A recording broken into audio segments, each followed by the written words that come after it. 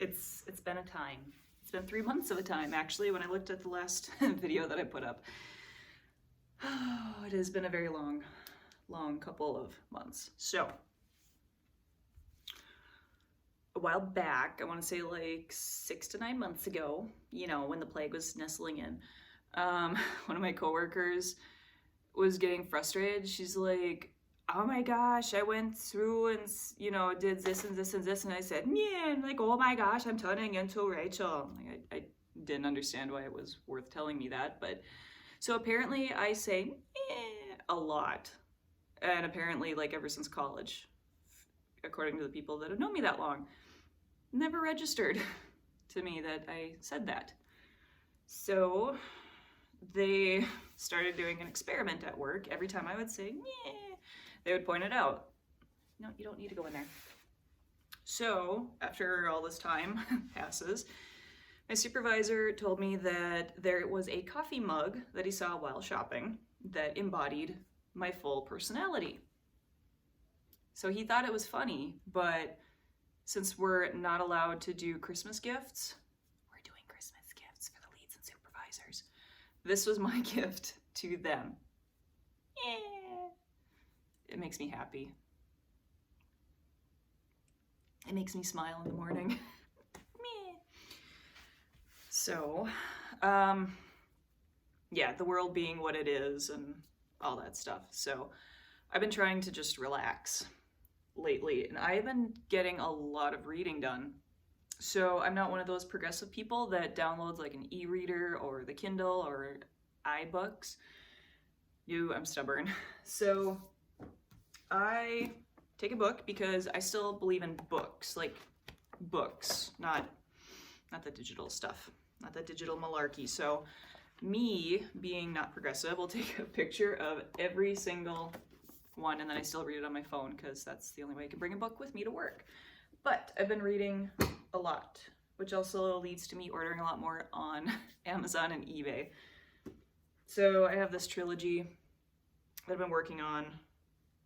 I think it was written back in the 90s about a guy from Bemidji that goes to the Lakota reservation, and the guy talks about what it was like growing up in the boarding schools back then, and it was a very, very different version of events that you were taught in elementary. So it's interesting. Move your butt. Tush. It's good. So, and then I bought more books by that same writer. So I have 3 more to read on that. I love cookbooks. And I ordered this a year ago, actually, like November 7th, I think. I don't know, last year. It's taken almost a full gosh darn year to get, but there's a YouTube channel called English Heritage. Boop, boop. And they do a lot of things about like English history, all that British stuff. But they have videos that focus around this woman who actually existed called Mrs. Crocombe. She was the head chef at an estate house called Audley End. It's only a short train distance away from King's Cross? No, that sounds right. Not the point. So, since I've been getting into a lot more cooking and baking, since you're not supposed to go anywhere, I get to make a chocolate Christmas pudding this year for Christmas, and I am way too excited for it. But it's really interesting. It shows you like a history of the house, and the Brits love, the English love their historicalness of people and who lived where and what and why and all that stuff. So apparently that was one of the first dudes, but it has really pretty pictures. And I want to go see Audley End when the world puts itself back together again. So I've been working on that. I'm really excited for these, especially with what I do for work. So one of these just got printed this year, the second one. This one was printed this year. This one was printed a couple years ago.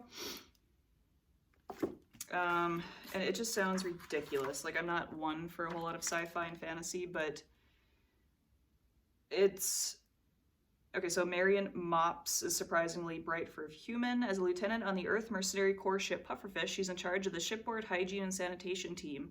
When a bioweapon attack wipes out the Krakow command center, a crew that reverts the rest of the humans to their feral state, only Mops and her team are left with their minds intact. There's aliens and tentacles, and they take over the world, and the janitors have to go and save the world. It sounded ridiculous, and they were like $7, so... And my boss at work, oh yeah, see, tentacles. And yeah, my boss at work says this is probably what my great granddaughter's gonna look like, so not sure how I feel about that, but. And aromatherapy is supposed to help you. I'm not really sure how. I think it's kind of hippy dippy, but I got these. I think it's kind of like girl bait, because I'll use a gift card, but it was $20 on Amazon. They smell good. They're kind of like bath bombs, but they're shower fizzy, sweet orange and bergamot. I can't really smell them in the shower, but watching them fizz and fuzz is just kind of enjoyable. And they sent this gift card thing where if you go through all of this, you get a $20 Amazon gift card. This came with the last selfie stick that I did too. I threw that one, but I might try to do that one because everybody loves free money. I also bought advent calendars instead of making my own. This one's Corey's because he's getting sucked into Legos. And this one is mine. I have no idea what I'm gonna do with the little Funko Pops, but it's fun getting something every day, and it kind of makes Christmas seem a little more exciting this year. Like, this guy was the first one. He's so little. He's so little and cute. So,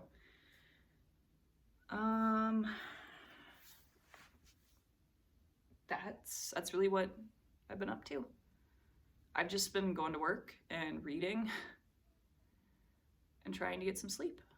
That's about it. So I haven't had a whole lot to do videos on or with.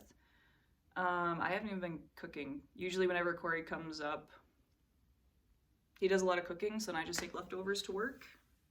So it's a lot easier.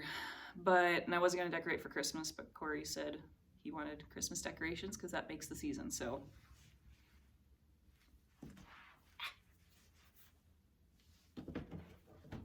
There's that. And then we got sucked into a show. You can stream it on Phoenix called Escape to the Chateau. These English expatriates moved to France and buy a chateau and they're fixing it up. It's really funny. I finished rewatching the Supernatural show. Not happy with how that finished. Not happy at all. So disappointed in their writers. And we're working our way through Doctor Who. For me, again, Corey's first time. Yeah, and now since it's the Christmas season, we've been watching some of the Christmas classic movies, and it's weird. Like, when I was in high school, you weren't allowed to say Merry Christmas in public, and now all of a sudden everybody's saying it again. It's like it makes people happy again. It's nice. Very abnormal, though, but it's nice. I went through the car wash today, and I said Merry Christmas to the guys that took my receipt from getting an oil change. You get a free car wash. And then they said Merry Christmas back. And then the next guy is like waving at me. And then the next one gives me the thumbs up on my way out. And it was really, really sweet, especially in these times. Oh, and then I'm a big Trekkie, so I've been buying old Hallmark ornaments. This one is a Klingon bird of prey, and then we had the Enterprise and the Voyager Defiant. They light up and have starships orbiting the lower branches of my Christmas tree. So, things will get better. Things will get better eventually. There's light at the end of the tunnel.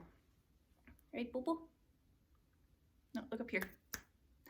There's that furry face. No? Maybe we'll just see you next time. Also figured out how to trim my own hair and save myself $75. So that was awesome. Usually whenever I go into any hair place and say just take the split ends off, they take like 4 inches off. guess who took half an inch off, and it feels the same as it did when they hack it all off. So that's great. And I've been staying up late and doing my nails with these weird rub-on things. Corey's sister got me into those, so that's what I get for Christmas this year. But anyway, next time.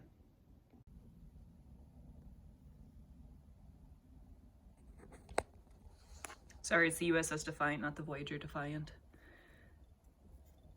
I still need a Borg cube, and I don't know if they have any of the Voyager ships in ornament style.